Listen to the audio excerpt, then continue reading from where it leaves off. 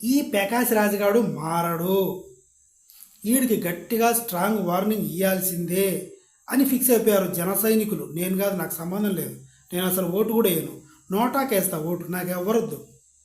సరే, ఆ తర్వాత విషయం, పవన్ కళ్యాణ్ గారు తెలుగు భాష అమ్మలాంటిది, హిందీ భాష పెద్దమ్మ లాంటిది అని మాట్లాడారు.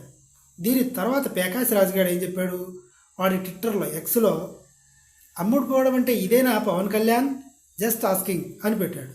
అంటే అమ్ముడు పోవడమా? హిందీ నేర్చుకుందామంటే అమ్ముడు పోవడం ఎలా అవుతుంది? దేశ భాషలందు తెలుగు మాట్లాడేది ఎవరు?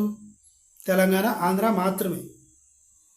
ఎటు వెళ్ళినా సరే హిందీనే మాట్లాడతారు. ఈ ఉద్దేశంతోనే సరే పెద్దలే చెప్పారనుకుందాం, అమిత్ షా చెప్పాడో మోడీ చెప్పాడు, సో వాట్, దేశ పెద్దలు వాళ్ళే కదా, వాళ్ళు చెప్పిందా పవన్ కళ్యాణ్ గారు కూడా హిందీ నేర్చుకుందామని చెప్పి ఉండొచ్చు. దీనికి జస్ట్ ఫర్ ఆస్కింగ్, అమ్ముడు పోవడం ఇలా అన్నాడు. దీనికి పవన్ కళ్యాణ్ గారి కార్యకర్తలు కొంతమంది కౌంటర్ ఇచ్చాడు.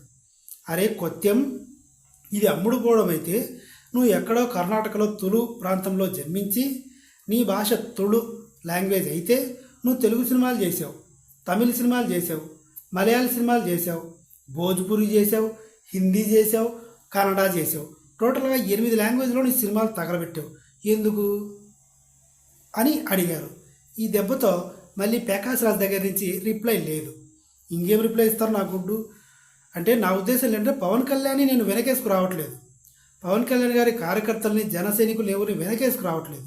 ఇందులో తప్పు లేనప్పుడు గెలకడం ఎందుకు ప్రకాష్ రాజు? పవన్ కళ్యాణ్ ఏదైనా బూతు మాట్లాడినా, రెచ్చగొట్టట్టు మాట్లాడినా నేను కూడా పాయింట్అవుట్ చేసేవాడిని, ఎవరైనా పాయింట్అవుట్ చేసినా కవర్ చేసేవాడిని. ఇందులో తప్పే ఉంది? హిందీ నేర్చుకుంటే దేశంలో ఎక్కడికి వెళ్ళినా బతకగలం, ఈ ఉద్దేశంతోనే చెప్పారు.